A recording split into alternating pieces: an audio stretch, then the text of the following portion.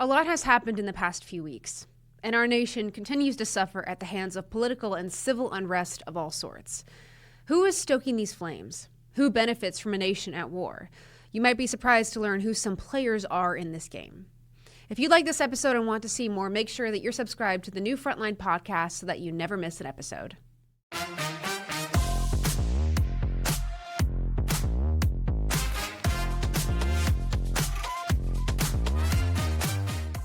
So a few days ago, I was scrolling on Facebook and X, reading the news, trying to stay up to date on all the events that have happened in the month of January in just 2026, partly for my job and also partly because I was curious. Like all of us, I wanted to know what was going on since there was much that was happening.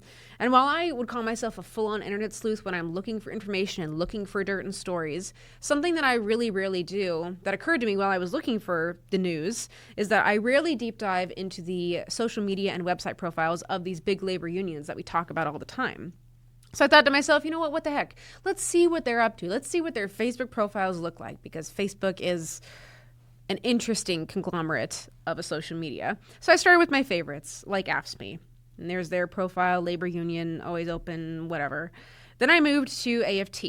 And I thought it was interesting that AFSCME correctly identified themselves as a labor union in their category that you get to pick when you make a Facebook page. But AFT said they were a nonprofit. Odd, interesting, not much more to write home about than that, but I was like, okay, cool, keep going. Then I look at the NEA. In the NEA, they identify themselves in the education category, which is technically an ounce more correct than what AFT put, because AFT put themselves as a nonprofit, and they are certainly not a nonprofit, but the NEA at the very least wheels and deals in the realm of education, more or less. So technically more correct, but still at the end of the day wrong. And I was having fun, so I was like, okay, what else? What's next? Then I clicked on SEIU's Facebook page and saw this. SEIU, political organization. Facebook labels and categories are easily changeable and, maybe don't mean a whole lot in the grand scheme of things. But I just found it incredibly fascinating that these government unions, who so regularly tout the importance of union pride and pro-union messaging, struggled when it came to the basic categorization of who they were on social media. They all picked something different, and shockingly, the only group to get this one right was AFSCME. And the job of a union, I remind you, is to, let everyone say it with me, is to bargain over the wages, benefits, and working conditions of their members. That's their job. And I would argue that anything that steps outside of that description, even by a centimeter, calls into question the merit of the organization to pick something that's important to them and fully abide by it. Now, if you are someone who maybe in response to that would argue that one of the roles of a high-profile organization is to comment on larger political, social issues, what have you, I might agree with you if we were talking about the private sector, about a privately owned company that is meant to wheel and deal in the national ecosystem in that way. But a government union is not made for that. And while 60 years since their origin leaves a lot of time for things to change, I would say that is one fact that has not. They were never meant to wheel and deal in the national ecosystem, and so we can't make that argument. All of this is to kind of set up my point and come back to why I was on Facebook in the first place, which is to say that political unrest does not spawn out of thin air. It does not just happen spontaneously and no one knows what came of it and why it came. It is a flame that is intentionally sparked, stoked, and fed to bring us to the point that we are today, which is keeping with the fire method. It's a bonfire that's flaming and roasting us all alive. Now, seeing as what's happened in our world in merely January, 1 month into the new year, who can we look at today and point to as people who maybe didn't spark the fire, but definitely have been stoking the flame to get to this bonfire that we're struggling with? All I want to do here is ask questions. Namely, if government unions really cared about the workers, why are they so invested in things like politics, culture, and ideology? At what point is the line between labor advocacy and social agitation blurred? At some point in the last 60 years, government unions in America began reflecting more than just social issues and cultural issues that related directly to their labor work. At some point, leaders of these unions were allowed and able to look at any political toxin, understand how it can be co-opted to fit their agenda, hop on it, and then do so.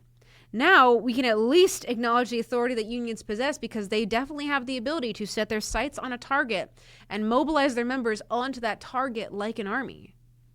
This also, I think, brings me to another important point that I want to make, which is to say, in layman's terms, there is so much happening every day. The average person with a 9-to-5 job and a family and daily priorities cannot be expected to keep up with every little piece of news, let alone form an educated, fully formed opinion on it. So in the absence of that time and desire to form an opinion, people look towards other sources they trust to give them that fully formed opinion for them. That includes family and the workplace and established institutions. People also look towards podcasts, small radios, independent newspapers, and even unions for that information and for those opinions. All of that then sets the stage for unions to assume a tremendous amount of moral authority to craft an opinion that satisfies the intellect while also leaves people feeling morally unsatisfied, and that co-opts a culturally toxic, labor-adjacent message to allow them to call for unfettered radical change. Now, union leaders have the ability to combine their agenda with their political goals and say stuff like this. Outrage is not enough. As a longtime preschool teacher and a mother, I think about our members, millions of them, coming out with each mobilization growing in their activism. That unions have to play a role of sanctuary. What we are doing is rooted in the Black men who ferried my family to the north. Notice that there's usually a racist angle, even though Title IV protects against race-based discrimination. Because those of us who understand the real history of this country know that it was enslaved Africans. For me, the thorn was this administration's attack on public education, on educators themselves, on immigrants, on the foundation of our democracy, diversity, equity, and inclusion.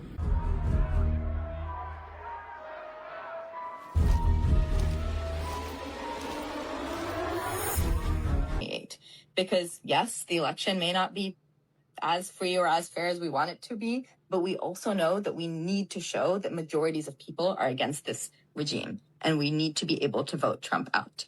I see our members organizing for power, building that power. But here's the thing that people concentrate on. This is why they want to talk about us in the halls of Congress, because we understand the premium of transformation. In every one of these clips, union leaders are in some way taking whatever social issue is biggest and using it to push a narrative, regardless of if that narrative is related to labor issues or not. Together we will keep pushing forward, and together we will succeed in our fight for justice, for dignity, and a future rooted in freedom and solidarity. Know that the NEA will continue to use our vast network. 3 million members, 51 state affiliates, 14,000 locals, members in every congressional district, to advocate and to partner. This is coordinated messaging meant to blur the lines between labor advocacy and social agitation. And if we cannot figure out the difference between the two, then babe, union leaders have us right where they want us. And the people who are getting caught in the crossfire are public employees who did not sign up to be pawns in ideological warfare. And unfortunately, the people who are receiving most of the fallout of this are students and communities and families who are being weaponized by government unions to pay the price of advancing their agenda. And what do I mean by that? Well, I will tell you, because unlike a union leader, I'm not going to sit here and toss an inedible word salad for you to not enjoy. I mean that union leaders like Randi Weingarten and Becky Pringle use community and family issues that do not relate at all to labor policy to manufacture unrest in their unions and then guilt their members into intense activism related to that particular thing. I don't need to tell you a ton of examples. Honestly, just go look at any of AFT's recent press releases. They're all garbage.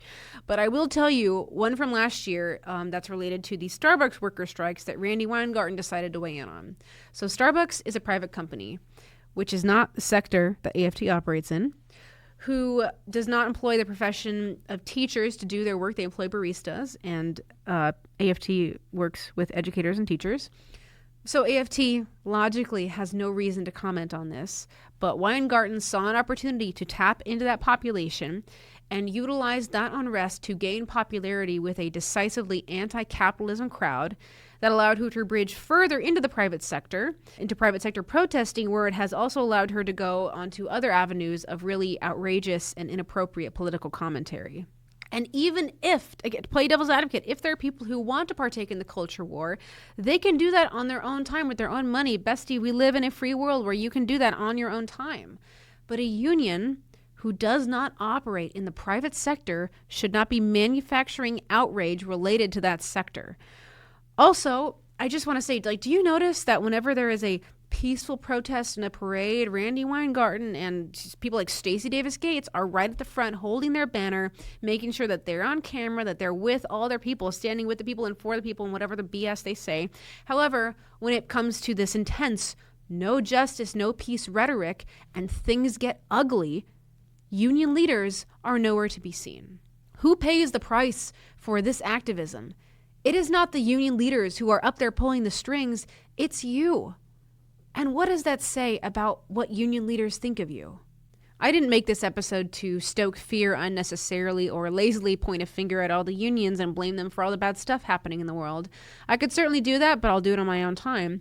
I'm also not a professional conspiracist, so I'm not going to sit here and spin yarn after yarn about what I think happens when the cameras aren't rolling, because that's not helpful either. I'm just saying that a free and healthy society cannot survive on permanent agitation. I'm saying that it's weird that big union leadership says they love America and its people and then use DEI and social justice politics to exclude over half the population and then call us bigots for pointing that out.